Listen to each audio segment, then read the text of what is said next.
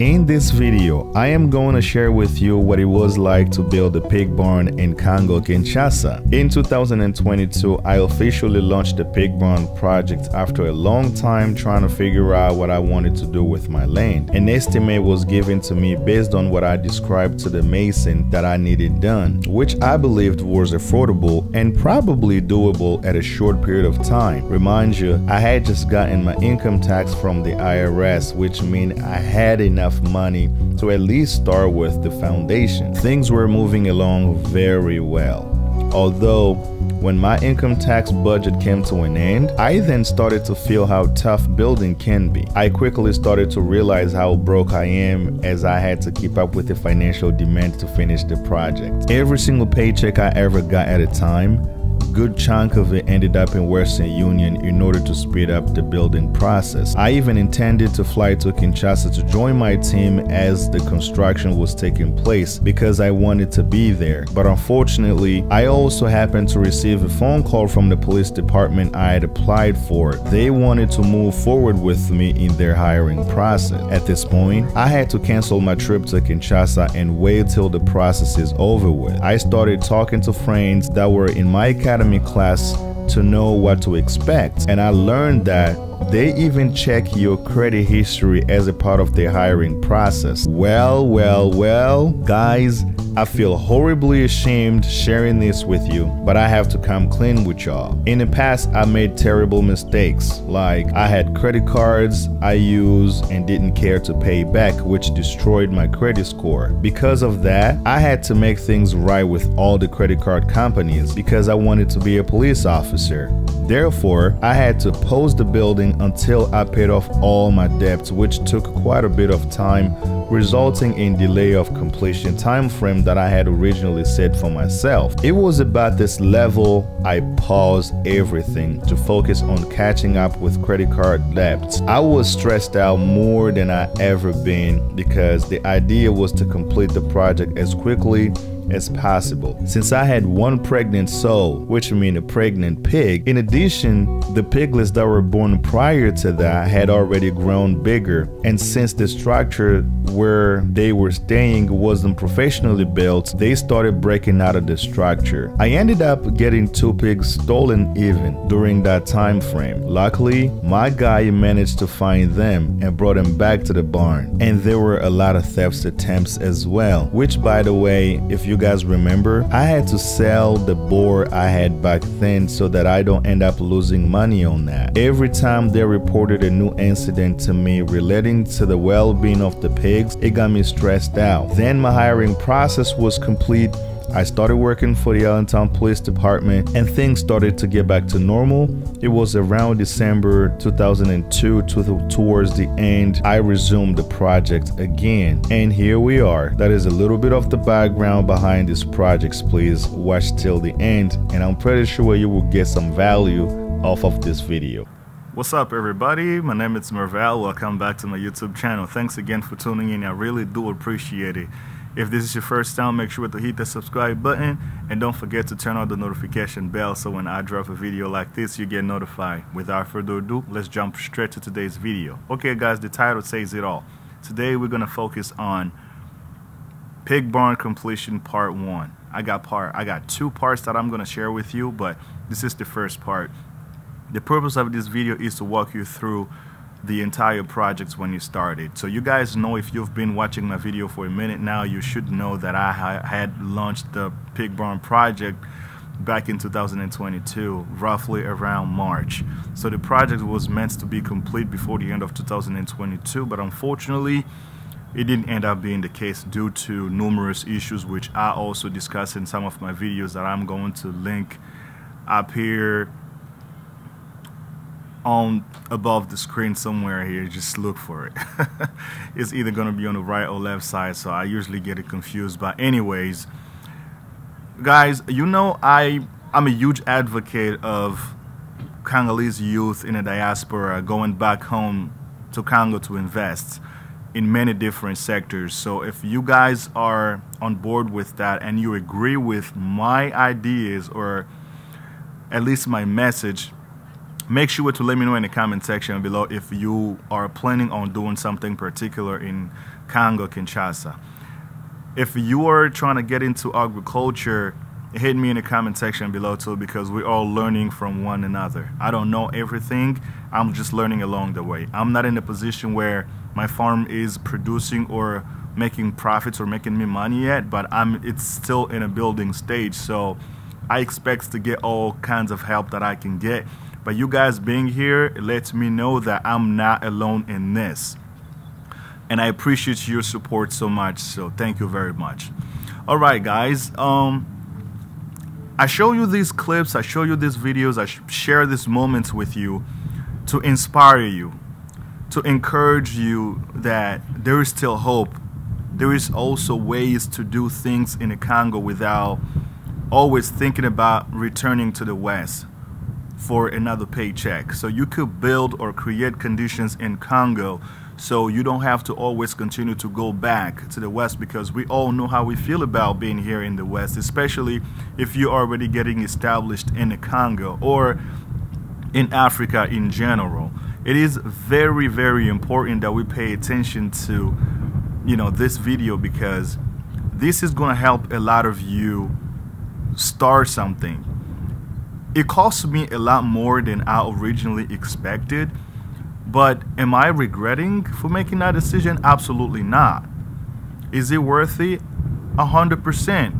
I'll tell you one thing. I wish I had a video to share with you, but the new elected chief of this particular area where my farm is located, they have a system where if you build something or something that's more considered as a project, it's not an obligation, but they have some traditional ceremony that that they do. It's more of like blessing the business, blessing the projects, encouraging you.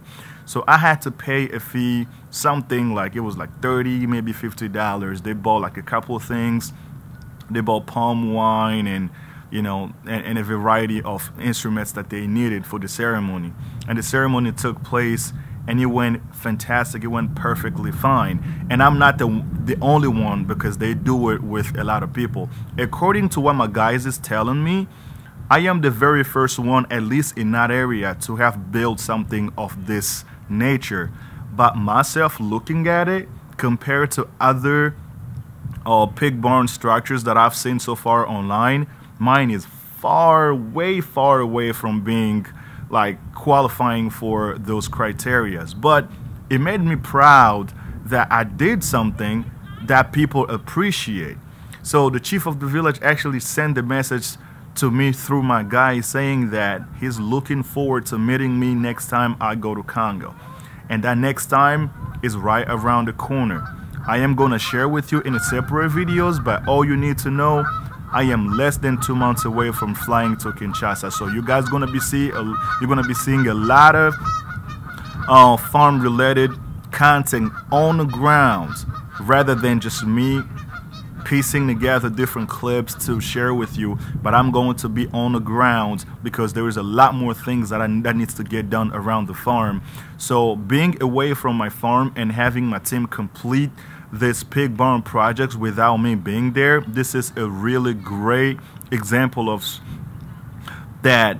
Remember, I showed it, I share it on my videos as well, where I discuss like having at least 2 or 3 reliable people that you trust, that are trustworthy, and collaborate with them. You stay in the West while they're in Kinshasa, taking care of things and seeing results like this. It is like that. It's a relief, because how many of us here are nervous every time they send money back home? They're not even sure if it's ever gonna serve the purpose it went there for. But mine, every single time I sent money, they'll go to Western Union or whatever money transferring agency that I use. They get the money. They send me video. They take some. I didn't even ask for any of that. I never asked for it, but they wanted to do it for transparency, which I also appreciated. And coming to this level and being able to accomplish these projects without my physical appearance there, these only increase the level of, trust among my team. And this means that moving forward, I don't always have to be there to, start a project or to get something done. I may rely on them, but I'm not going to get too comfortable either. But at least I know when I'm not there and I want or I need something done, it's going to get done. But for the borehole projects, that was also meant to be taken care of from distance, because I initially planned a trip to in May, but plans have changed a little bit. Again, I'm going to discuss with you in a separate videos the exact date that I'm flying over to Congo. But I was at least planning to send the money, have the borehole taken care of, so when I go there I don't even have to deal with it.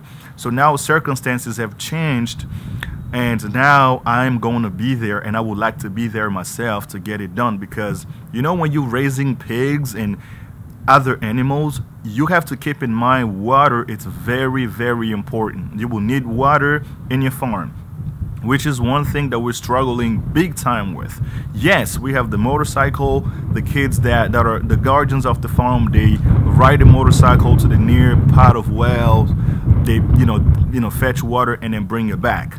You know what I mean? But that's not what I want to continue to do always. I want to change the way I do things. That's why by having water available on the farm, it's going to make things a whole lot easier for them, for me, and it's going to just, even the potable water that will be available on the farm will benefit a lot of local residents too, because water in that area, it's a little more challenging. All right, so I just want to make sure that things are taken care of in the right way, so that not only that the animals that we have, they have water available, but that it could also serve like the local residents that are in need for water. So that's also very important for me. All right, one thing I know for a fact is every single time you're trying to do something good for your country, or you're trying to do something good to benefit you in the long run, there will always be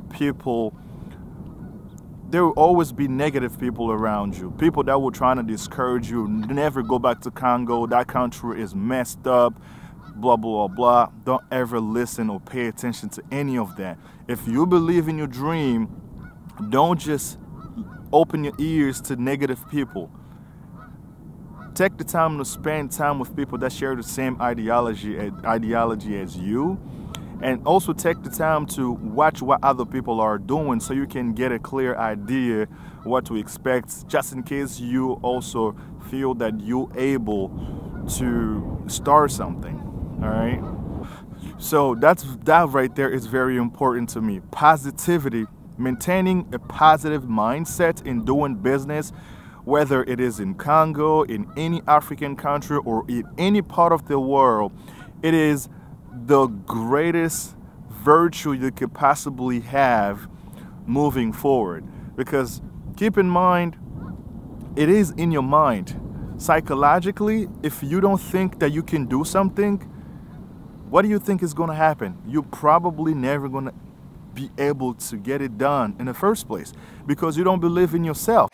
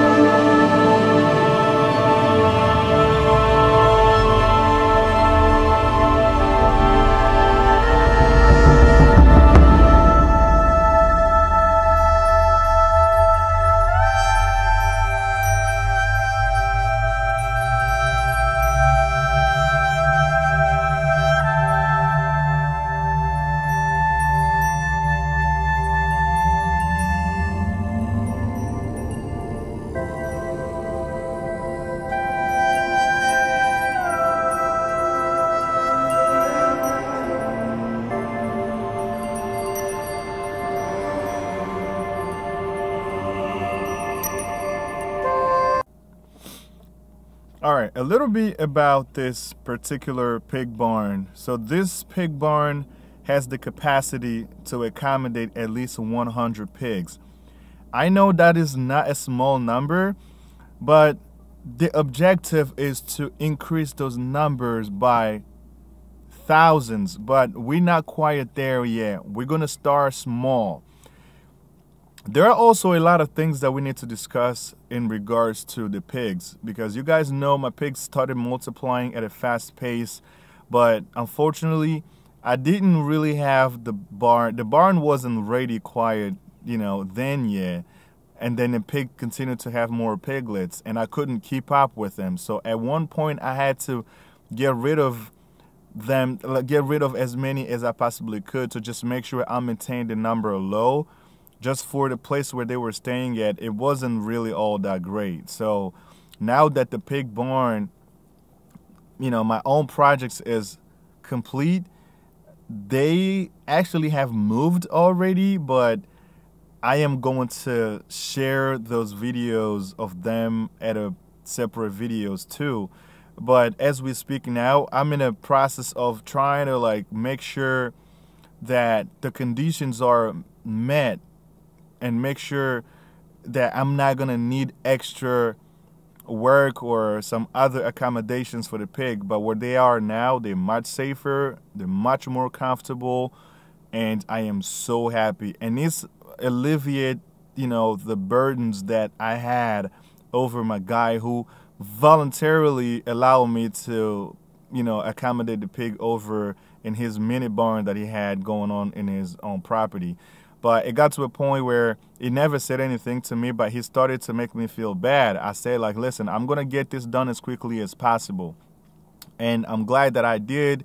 Now they don't even have to stay there anymore. So this is the first project. So the second project, like I said, is going to be the borehole because we need water available. And then the third one, we're going to move on to poultry farming. So we're going to be building the chicken house here. So I'm not sure the capacity, but I'm going to talk to people, because when you're getting started, you want to speak with people, as many people as possible.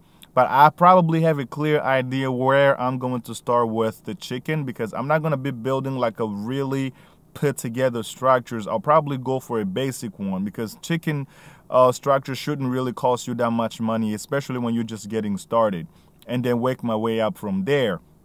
It is kind of the same as the pig barn now. So this structures it's only good to accommodate about 100 pigs, but I would like to have something that probably has the capacity to accommodate at least 300 pigs or more, or maybe build eventually we will be building another pig structures, and maybe not maybe the goats house will also be built, but that all just depend on how much money I have to spend, you know what I mean? Because at the end of the day, money is everything.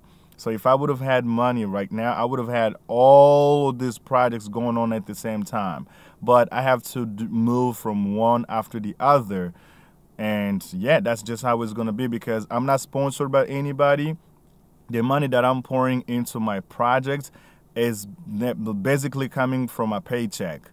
So I pay my bills, my saving, instead of going into a saving account, is going into my project. So that it is considered my saving account right there, because when it start generating income, that is when I am going to be actually getting all my savings back, if you know what I'm saying. So that is the beauty of farming. It is a domain of investments that give you the ability to produce and reproduce. Reproduction could increase very rapidly, and it depends on what you are willing to put to make sure you control that growth. Because if you don't have the means and the tools to control the growth, things will get out of control, and you will not even have the ability to control anything. That's why it's very important to plan everything ahead of time, so when the time comes, there are no surprises. You know what I mean? And that's why I'm trying to do here. You want to make sure that when the pigs start to multiply, you have a steady source of income where you're going to be purchasing these pig feeds, because if you don't have enough money for that, guess how much money you will have to spend out of your paycheck to just make sure that the pigs have, you know, something to eat. And eventually we're going to be moving on to the poultry farming and then the goats. So, you know, a stable source of revenue will come along the way. But that is still in a working process, because I got, you know, ideas that might probably help eventually to meet those needs. But if you have anything that you think might help, or any activities that I could do in Kinshasa that will probably make it possible for me to attain these objectives, please let me know in the comment section below. I'm very curious to hearing what those thoughts are. All right.